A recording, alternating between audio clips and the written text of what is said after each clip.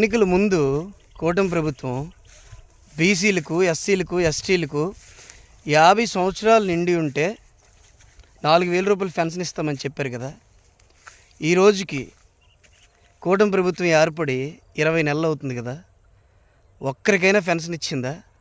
ఈ హామీని ఎందుకు మర్చిపోయారు?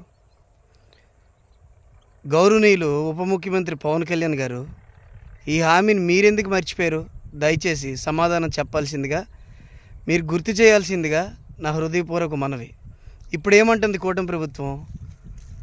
డబ్బులు లేక ఇవ్వలేకపోతామని చెప్తున్నారు. ఇది ఎంతవరకు కరెక్ట్? ఇది గెలవడం కోసం అమలు చేయలేని హామీలు ఇచ్చి గెలిచిన తర్వాత ప్రజలను అన్యాయం చేయడం ఏంటి? ప్రజలను మోసం చేయడం ఏంటి? పవన్ కళ్యాణ్ గారు దీనిపై స్పందించాల్సిందిగా నా మనవి. మీ అందరికీ పెన్షన్ ఇవ్వాలని ఉంది, కానీ నా దగ్గర డబ్బులు లేవు.